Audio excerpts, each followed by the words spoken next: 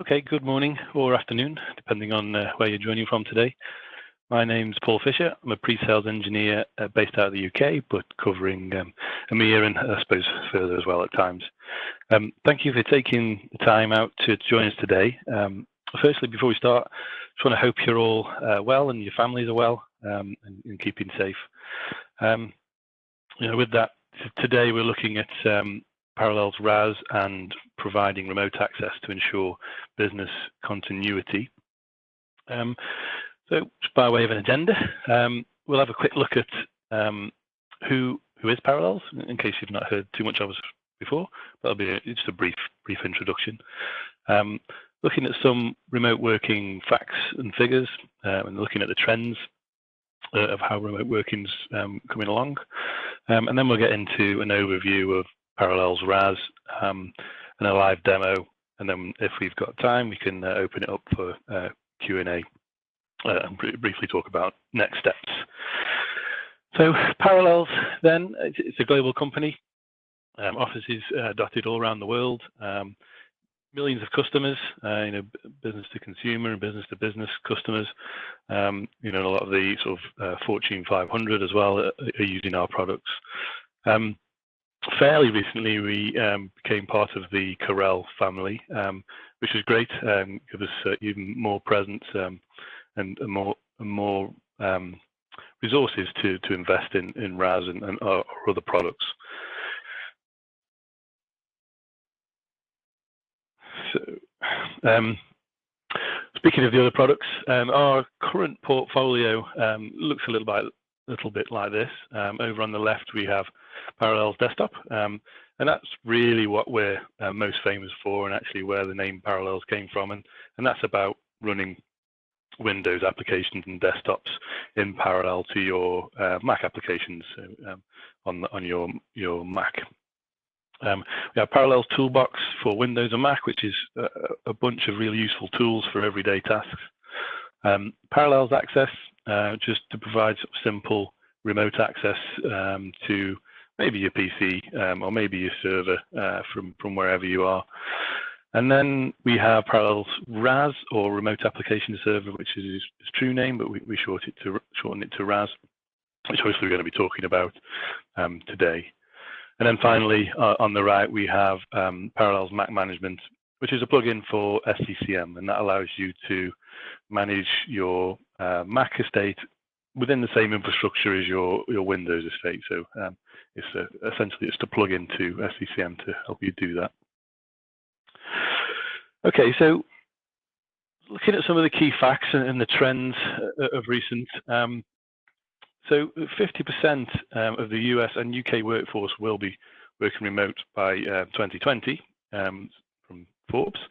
I hazard a guess, given the current situation, that we might have already met that, but that was the prediction before, obviously, the COVID-19. 66% of companies allow remote work, and 60% of those users are fully remote. So again, that global trend's going up. There's more and more companies allowing remote access and working from home. And 90% of the top 10 IT companies have already implemented work from home, or WFH, as we shorten it to as well. And really the number one reason for the growth and the adoption of the cloud is to provide that data access from anywhere.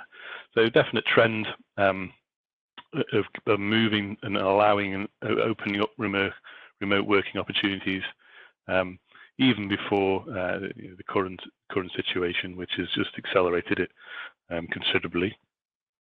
And as we all know, and as mentioned, the current COVID-19 has kind of forced people to work from home.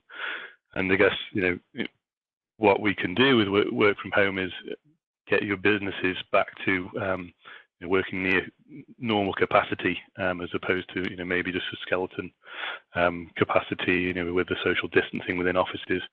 So that's becoming obviously big news and something to talk about, and hence why I think we see so many of you joining today. So what is WFH? Work from home. Quite simply, it's working from home or remote working, and really considered a kind of natural extension or evolution of the current workplace. So it's about giving the employees all the tools that they have in the office from home or from anywhere, for that matter, whether it's a core business, bespoke applications, email, instant messaging, and obviously virtual meeting tools and social tools there as well. Some advantages of working from home. Now, this slide was really put together before the current COVID-19 pandemic. So really, the main and most important one is the title of this webinar today, which is ensuring business continuity. So ensuring that business can continue when we have such a restriction on people need to work from home if possible, or maybe other countries they have to. I suppose that's really a bit of an unforeseen advantage, something, as I say, has been enforced on us, but probably the most critical out of all of these advantages there. But generally, looking outside of that scenario, talent attraction. So really just making the job as flexible as possible, so that users can be productive in their own time when they need to do it. And an obvious example would be working around childcare and meeting that. But it allows you to attract the better talent because you've got that facility to be flexible. Allows employee productivity to increase. They can work from home, so they can extend their hours should they want. Not something I'd recommend forcing, but it gives them the opportunity to catch up with things and do certain tasks in their own time. And that's in hand with employee satisfaction, so that they're happier, they're working how they want and when they want, and that can help with employee retention as well. So how does Parallels enable remote working? Well, there's a number of ways, and I'll talk about them all in much more detail in the live demo. But kind of headlining mobility. So remote application server is about providing access securely remotely to office workplaces for the users. So that's a key driver, and that's a key thing that we're looking for with remote working or work from home. Line of business applications can be accessed again from anywhere, from any platform, and that can just be over a web browser, nothing else. HTML5 compliant, that can be accessed. And then we've got support for virtual desktops and many forms of that virtual desktop. And as I say, I'll get into that more as we go through. And again, as mentioned in the previous slide, that productivity, and we can empower the workers just to get their job done efficiently and within their timescales when it suits them. So, remote application server then, essentially it's about providing access to Windows applications and desktops from any device, anywhere, anytime. But the key benefits of RAS are some of these on the screen now, and starting with extremely easy to use, and that for customers already, wanting to quickly enable work from home scenarios that had customers in the previous weeks doing this already, has proven itself over and over again. We can really quickly get the solution deployed with very little infrastructure and get users working from home. And part of that is the flexibility and the platform agnostic side of remote application server. So as we support lots of different technology, whether that's on-premise hypervisors or cloud platforms, we can integrate in with the customers, with your infrastructure today, and also importantly not lock you from making any changes going forward. So just because you implement Parallels RAS, you're not stuck to a specific platform. We can change and grow with your needs. always security is at the forefront of everything that we do, and just by the nature of remote application server, given that all the applications desktops are in the data center or in the cloud, more importantly, the data is also within that data center, then we're just inherently more secure. But any ways in which the users will connect is also encrypted and secured, and we can include two-factor authentication and SAML authentication as well to increase that security further. Reduced costs and complexity. Already mentioned about how easy it is to deploy, but going forward after deployment, day-to-day management, the fact that it's easy to use and manage reduces costs. Moving forward, upgrades are really straightforward and easy as well. On-demand agility. So whether we're deploying on-premise or in the cloud, we can have sort of those cloud-like capabilities. So as demand grows, we can automatically increase the infrastructure, based off templates, etc., to match accordingly as that demand increases. And just as importantly, when the demand decreases, we can sort of scale that down automatically as well. And that can have cost benefits, especially if we're talking about cloud deployments. Any device, anywhere. Again, I already mentioned that, but we do have platform-specific clients for pretty much every client that you want to connect with. That's Android, iOS, Linux, obviously Windows, thin clients. Then we'll have a client for that to allow you to connect. So looking at some of the core capabilities, I'm not necessarily going to go through all of these because I'll highlight some of these more within the demo. But obviously, top left, application, desktop, and delivery is a core capability, and that's what, as mentioned, we're about delivering those Windows applications and desktops. We're cloud ready. We have the HTML5 capability. We can support multi-factor authentication to increase that security. We have AI built into remote application server, and we're improving that all the time as we go through new releases. So session pre-launch, so we're looking at learning the users' habits of launching applications, so we can predict when they're going to open a certain application. We can speed up that login as a result of that. SAML authentication gives us lots of flexibility and increased security to support. We have API integration with PowerShell and also REST API. Built-in load balancing. We have client management when we sort of look at perhaps repurposing PCs as thin client-like devices. That's what we talk about with client management. We can support application virtualization, auto scaling and provisioning, again, as mentioned, universal printer support, client policy, so we can manage everything centrally from a client perspective. So yeah, hopefully from that, throwing a lot of features at you there, you get to see that we are an enterprise level solution with all the kind of features really that you need to securely deliver applications and desktops to your users, but at a very cost-effective solution point of view. So I say that because we're not just looking at licensing costs.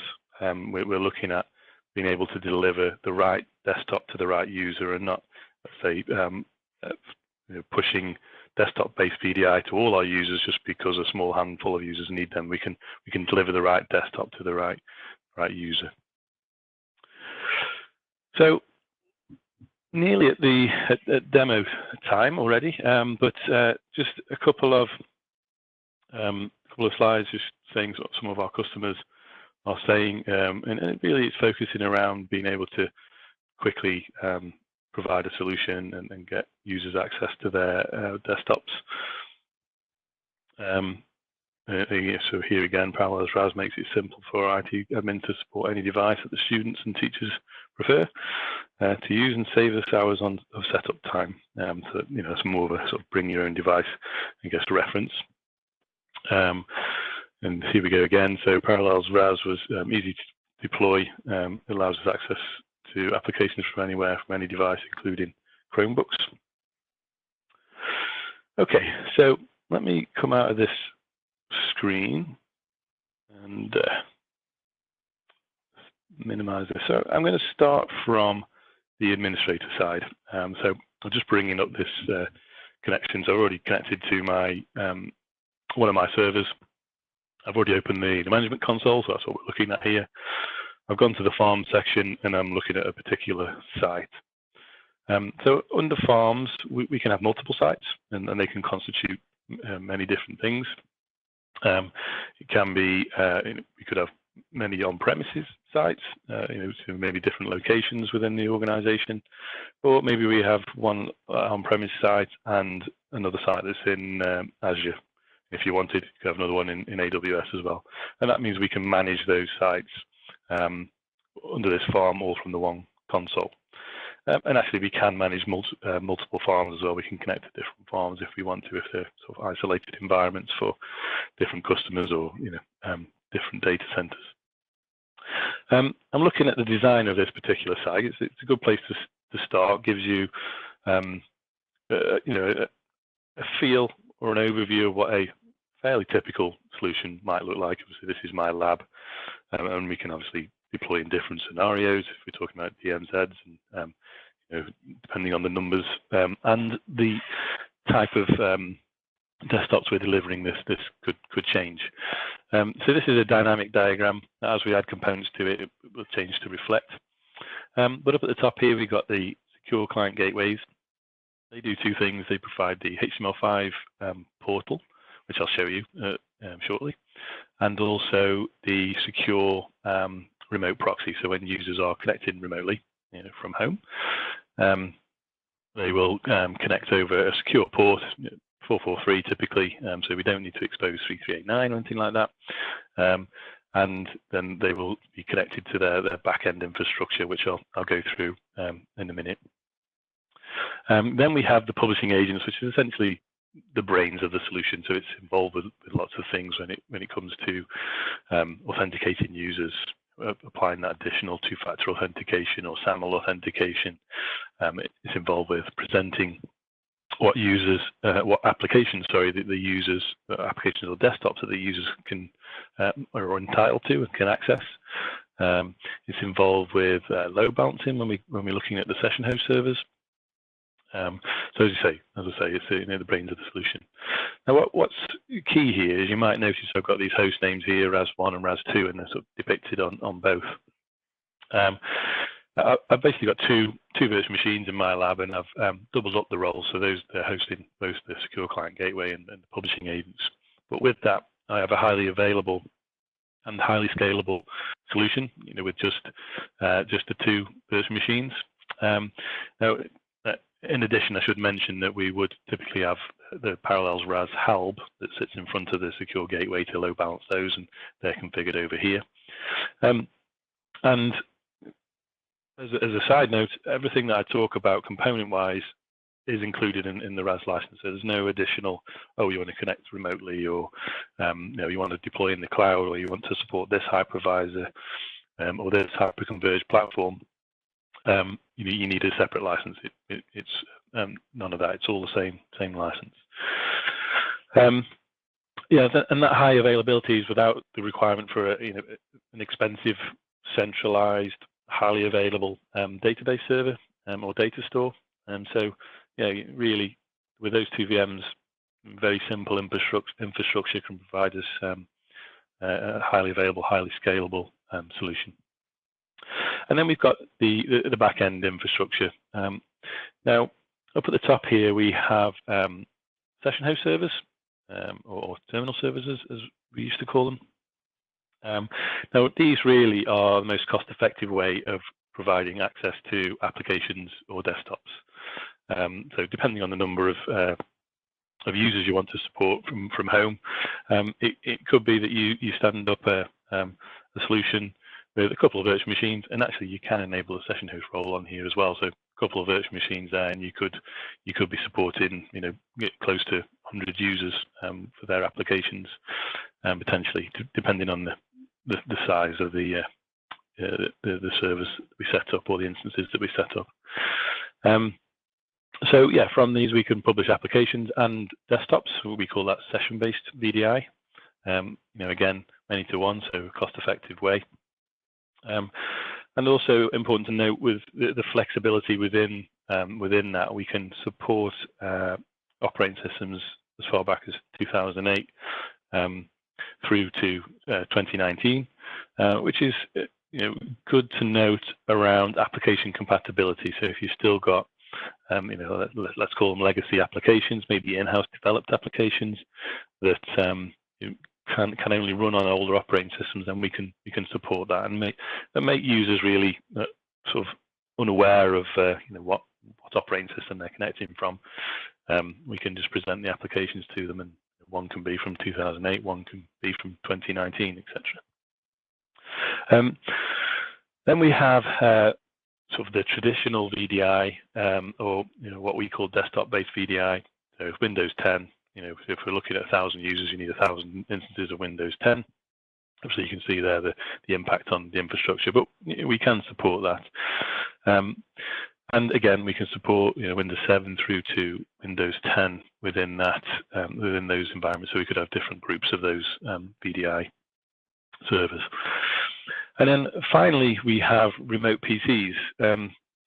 Now, this is actually sort of, I suppose, traditionally use cases would have been around a lot of education would use these to sort of enable the labs to be accessed remotely and out of hours, so sort of to give more access to the high-powered PCs that they've got in the labs within universities, etc. But obviously, with the current situation and with COVID-19, we've seen that remote PCs have become very popular, and that's really because a lot of people have got scenarios where they've got traditional PCs under their desks in the office, and VPNs, etc., have become or are okay for small numbers, but configuring it for masses becomes difficult and potentially expensive as well. So yeah, what we found is, going back to these, is with a couple of virtual machines, people have been able to stand up a RAS environment really quickly and then provide access to the users' PCs that are under their desk. And that's meant not only the speed, but it's also meant really little infrastructure requirements. They're not looking at a fully fledged VDI setup and all the infrastructure that needs to come in and around that. The PCs are already there. They're already, got the resource required, and also on top of that, they're already configured. So all the applications that they need are already configured. So they literally, users can go home, connect to a web browser, and get into their remote PC really quickly and continue, their job as they would in the office. So yeah, as I say, it's been really important, the remote PCs, during this current scenario. So once we have our infrastructure set up, however that might be, the next step really would be to publish some resource. And to do that, we come to the publishing section here. So you can see here, I've got a bunch of applications, including Office, etc., already deployed. Got some desktops. So the different types of VDI that we talked about, so session-based VDI, desktop-based VDI, and then remote PC-based VDI. To add something new, click on this wizard, and we have some options here. So we can publish just applications, or we can publish the full desktop. So we obviously choose whichever we want to do. We can support application virtualization as well. Can just publish web links or access to a document or users file share. I'm going to choose application here because there's a little bit more to see as we go through. So I'm going to choose session host, but we can publish applications from VDI desktops or remote PCs as well. And I'm going to choose installed applications, and I'm going to ask it to look at this cloud group. This could take a few seconds. Oh, there we go. So what it's done is looked at all the servers, looked at the available applications for me to deploy, and then I can just simply go through and choose the ones I want to publish, click next, an overview of what we're doing, and we click finish and apply. And that's done. You know, they're published, ready for users to connect to. We can come and look at some of the properties and change them if we want. You know, change the names. We can apply that filtering, so we can say certain users or user groups are only allowed to launch Notepad++ here, or if they're connecting from certain devices, you know, from an iPad or from a certain subnet, you know, network location. So we can build up these, so we can say, you know, as a user of this, member of this group is connecting from this operating system in this location, now they're allowed to launch the application. We can also do file extensions or file association. So if users, let's say, haven't got Word or Office at home on their home PCs, but get a Word document sent to them, they can simply double-click on that, and that will launch with a RAS published application, typically Word, and allow them to edit that document as well. And we can also do some license metering as well, so we can limit the number of instances of a particular application maybe that has been launched. Now you saw me bring up that wizard to create a new application. The whole console is driven by wizards really, and if I come back to the farm and the design, even at the top of here, we can see we can get access to certain wizards. So we got add a new session host wizard. So within a couple of clicks, we can add in a new session host server. That's assuming that the server's up on the network and ready for us to connect to. So of course we can do the whole templating thing, and that's sort of handled in this VDI section. So we can add in a provider. If I bring up this provider wizard, you can see we've got virtualization there, and we got different types of hypervisors that we support. So all the sort of main ones. So they're sort of on-premise type setups or hypervisors that we'd want to support. If I go back and choose cloud computing, here you can see that we can add in our Microsoft Azure subscription and essentially treat Azure as a hypervisor. So on there, whether it's on Azure or on-premise hypervisors, we can then create templates and then manage the desktops that we create from that. You can have automatically spinning up depending on number of users logging in, and that also covers the session host server. So as a certain threshold gets met, let's say 75%, the servers are loaded, we'll automatically create new servers based upon one of these templates potentially. And we also have session management for VDI, and also the terminal servers. I've got a session there at the moment where we can remote control them, show the processes, maybe kill off a process if we want to, log them off, etc., etc. So yeah, there's wizards for all the different components, so we can quickly add those in, and all these can be done by API as well. Okay, so we've got our infrastructure. We've published some resource, so let's change hats a little bit and look at a user perspective. So we've got different ways in which users connected, and depending on your preferences or what you think your users will find the easiest, you can do things differently to suit. Potentially, external users more often than not might come in through the web portal here, and as previously mentioned, the big advantage of that is you don't necessarily have to install any client on the device that the user is connecting from. So obviously here I'm on a Mac. I do have a Parallels client already installed, so I can connect through there. And of course, as mentioned, we can do supporting clients as well. So different ways in which users connect.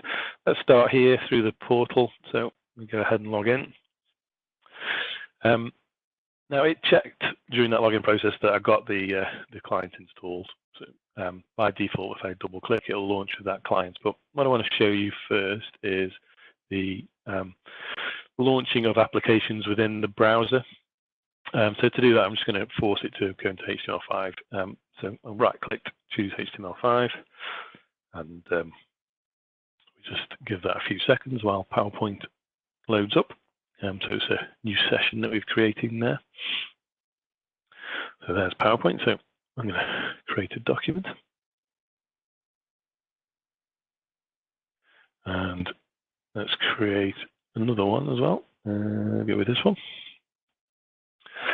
And then I'm going to click on this button. It takes me back to my application listing.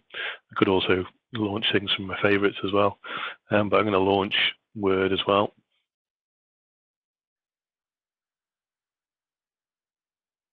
And let's create a simple document here too.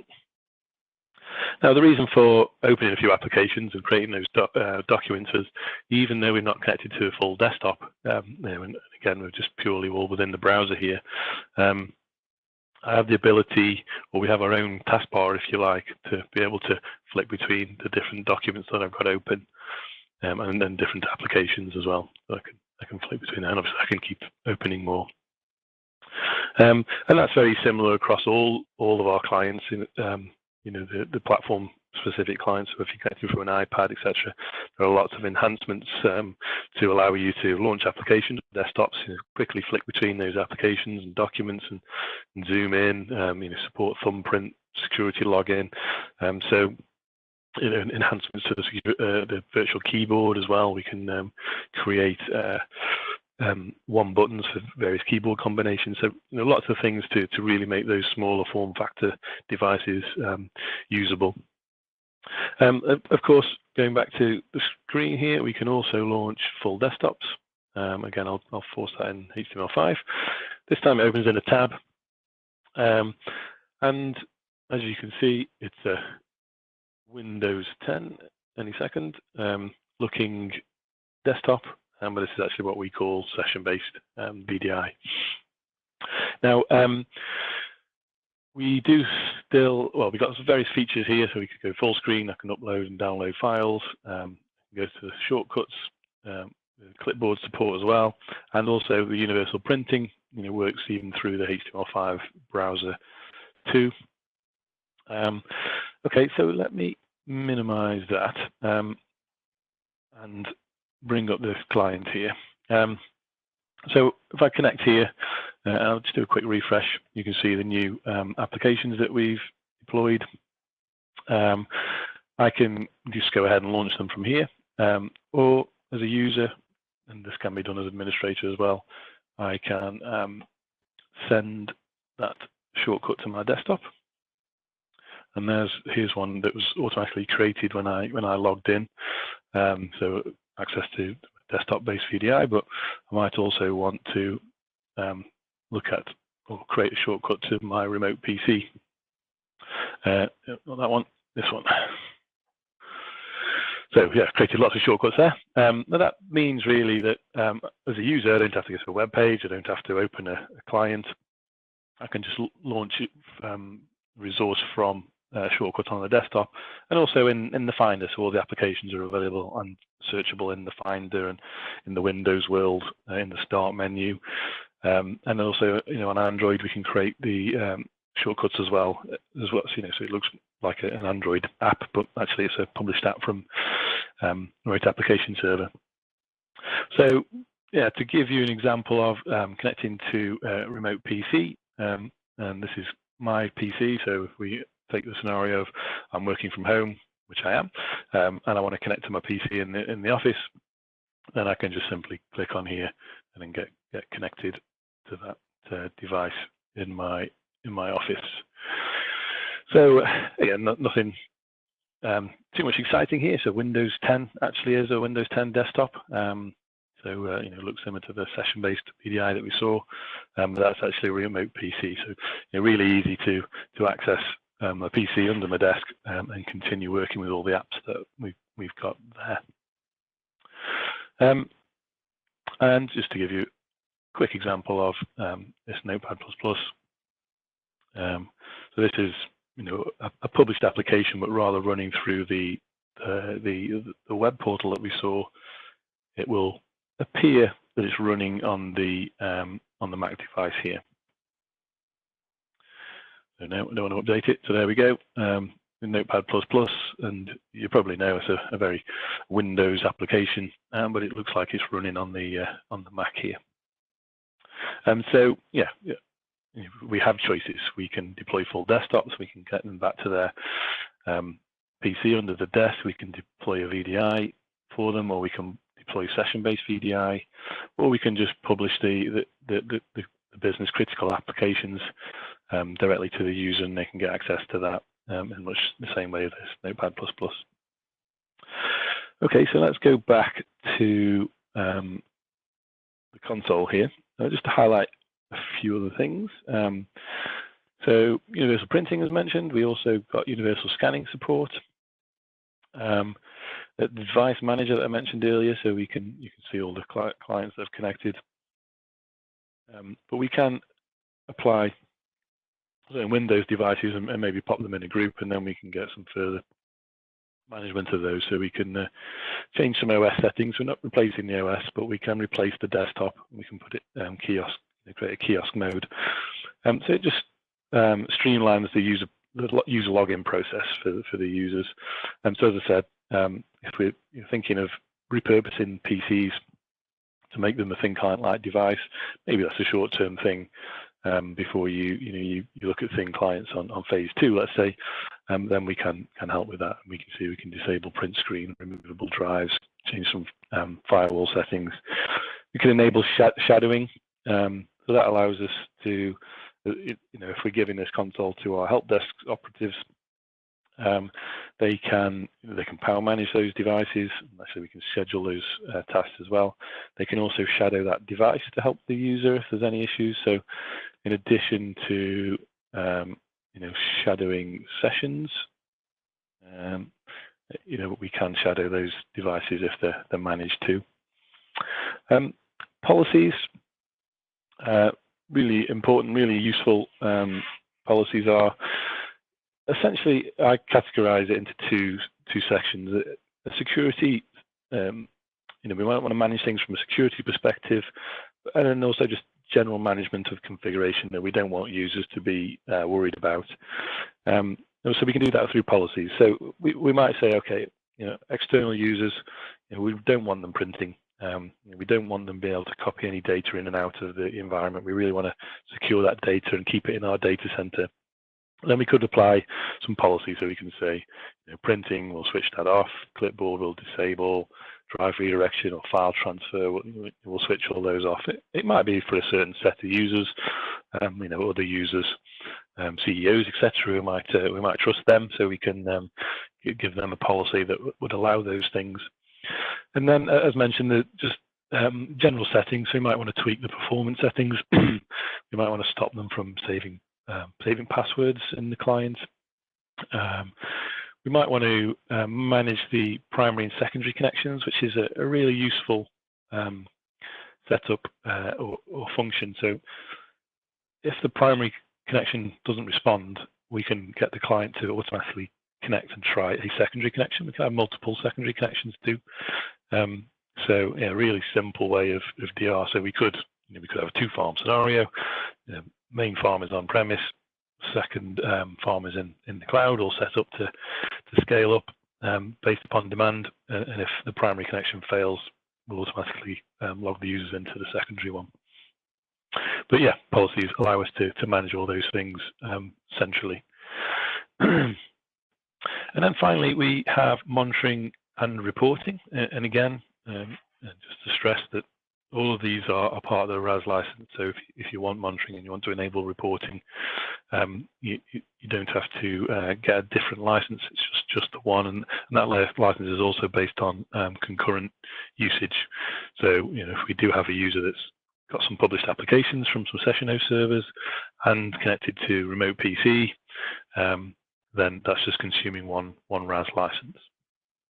But here you can see in the monitoring, We're basically just looking at information such as number of sessions, the CPU usage on various servers, and we can change which servers we're looking at, memory utilization, disk utilization, and then we also have reporting, which allows us to look at number of users, user sessions, who's logged in, applications they've used, and some other information like that. But the reporting is an open schema, so there's a lot of information in the database. I mean, we although you can't see it here, unfortunately, we have a handful of reports shipped with it, but you can create and add your own, and they can be emailed out on a scheduled basis, create nice PDFs, etc. as well. Okay, so let me go back to the slide deck and just go over some well, next steps really, and then I'll open it up for some Q&A because we are doing quite well for time. So play from current slide. If you're interested, we do have a free trial. You could head over to Microsoft Azure or AWS and search the marketplace for parallels, and probably literally in under 10 minutes you'd have a working server set up with some example applications to connect to, or desktops as well. So that's a really quick way of getting something to start testing, or you can trial in your infrastructure as well. So you can download an MSI. It's really small, just over 100 meg, and you can get a free 30-day trial license. Of course, if you want any further assistance or want to discuss any more with us, please feel free to contact us, and we'll be glad to help you with that. So let's have a look at the chat and the Q&A. So yeah, I've finished quite early today, so please, if you have any questions, pop them in the Q&A. So I'm just trying to get to, and I'll have a look at some of these. So okay, we've got some questions already.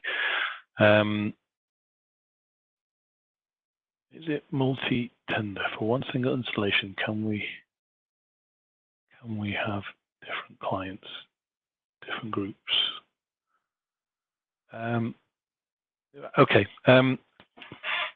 Yes, we do have multi-tenant scenarios that we can set up, and there are a few ways in which we can achieve that.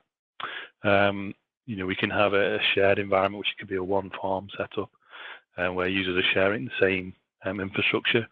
We could have that same shared environment, but with separated pools of session host servers or BDI pools. They could be on separate VLANs, etc. Or we can implement the multi-tenant architecture, where we will then start to share some of the common components, such as the halbs, the load balancers, and the secure gateways. And then they will be then routed to completely separate farms, so they can be completely isolated, with their own Active Directory, etc., etc. So the short answer is yes, we can support multi-tenant setups and environments.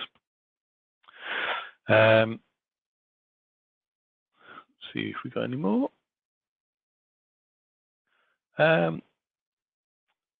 Pricing might be difficult because I think we've got a fairly global audience. I can give you the list pricing in the UK. So it's a subscription-based, so a yearly subscription, and the list price in the UK is £66.66. So we converted from dollars, and yeah, so that's a yearly subscription. You can go for 2-year, 3-year, multi-year, and get discounts, etc. So that's the general price. Questions are coming in now, so let me go through. Can we deploy in VMware? Yep, absolutely. We support VMware as a hypervisor. You can deploy in there. Is there a link to the complete architecture documentation? Yes. Let me get the link and I'll post that in the chat.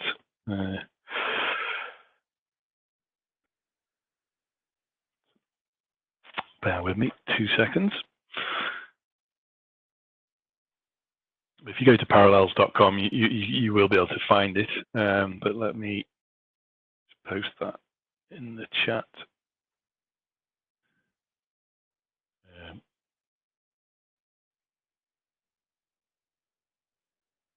That link. I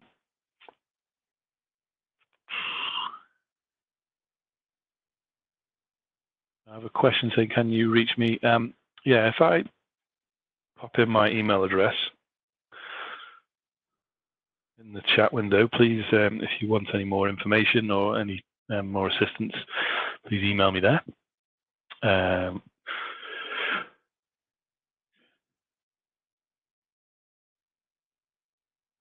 Yeah, I see someone who's had a trial, but it's run out and interested in getting it renewed. Yeah, please contact us and we'll see what we can do with that. Average cost per VDI. It's quite a big question. You know, going back to what I said earlier about being able to deliver the right desktop to the right user.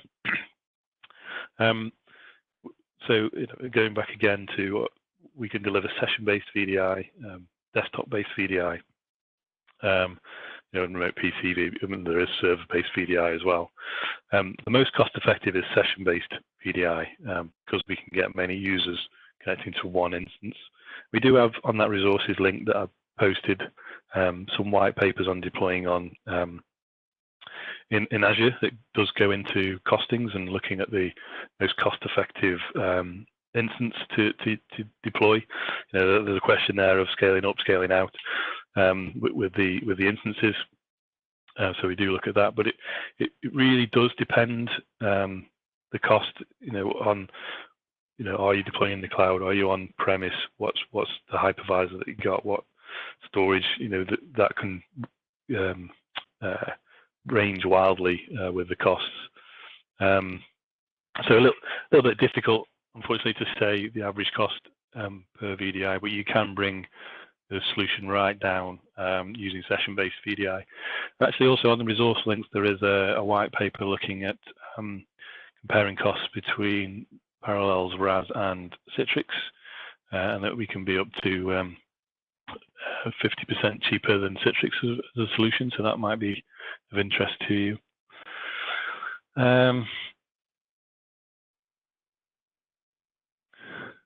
No, bear with me, just read some more of these questions. Just jumping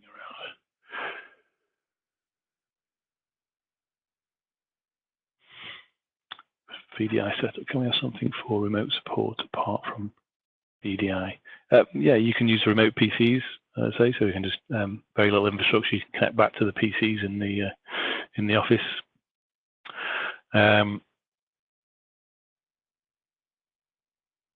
Okay.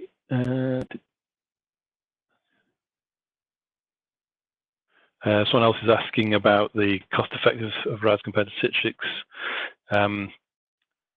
Yeah, please see that link that I sent. There's a white paper again on there about being considerably more cost effective than Citrix. Thinking of small business, 5 to 10 users providing a pool of applications and service. Yeah, you could in that scenario just deploy a one server setup, which we often do for testing POCs. So essentially one instance if it was in the cloud, or one server, and then you could have the secure gateway, the publishing agent, and also the session host role all on one server. So that would easily support 5 to 10 users. Obviously, you just need to consider that it might not be a highly available solution if that operating system dies on us, but that's fairly rare these days, touch wood. require a recording for this session and a step-by-step configuration manual for beginner. Yeah, we have recorded this session, so that will be available to you. Got the pricing, great. Can we do session-based VDI on KVM? Yeah, we can support KVM. Small phones VDI not going to work. In that case, would it be an option for remote support? Sorry, I don't quite understand that question. Any plans for Linux distribution? So currently, we support Linux from a client perspective, but not yet as a kind of a Linux virtual desktop. Although that does get requested. I believe it's on the roadmap, but I don't really have any timescales of when that might be released, unfortunately. What is the minimum yearly subscription? 15 is the minimum. Okay, so someone else is trying to set up and has got some questions. Yeah, please, I'll put in the my email address again. Please contact me separately, and then we can take a look at that. Okay, I think that's it from the chat. We'll have a quick look at the actual Q&A window.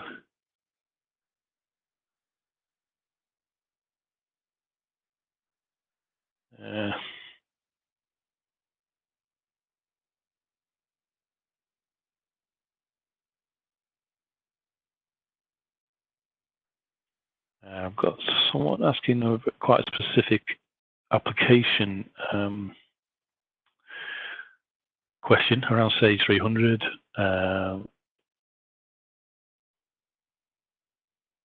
Yeah.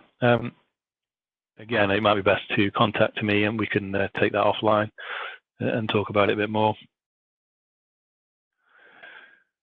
And